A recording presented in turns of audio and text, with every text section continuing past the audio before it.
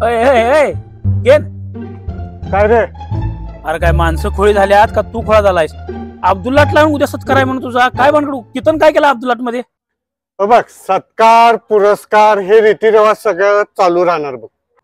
अरे तुझं कॅशेट तू घालतोस बाबा लई मोठं. तू काय केलास एवढं सांग. सफिक विषय काय?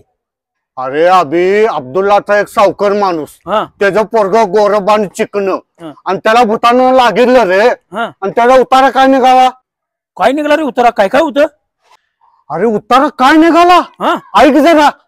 अरे 2.5 किलोचा कोंबडा, 5 भाकरीचं डामट, नारळ, कांदा, लिंबू आणि महत्वाचं म्हणजे बिडी बंडल. आणि महत्वाचं रे, उतारा ठेवायला कोण जाईना. त्या सावकारानं 25,000चं बक्षीस ठेवून पण नदीवर उतारा ठेवायला कोण जाईना रे.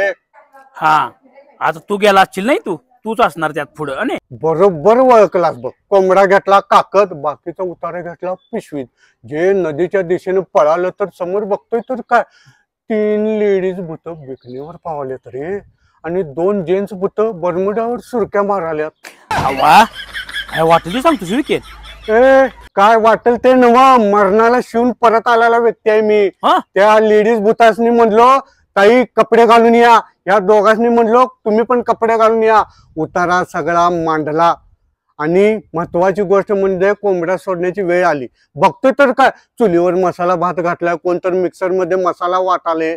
आणि मी म्हणजे तुला माहिती आहे रणजित म्हणजे शातीर दिमागचा माणूस. काय रणजित माने म्हणजे शातीर दिमागचा माणूस. बरं. येता येता मध्ये कोंबड्याला पायाला सुती बांधलेली रे. कोंबड्याला तसा सोडलं 5 पावलं पुढं, कॉक दिशानं वाढलो आणि घातलो पिशवीत.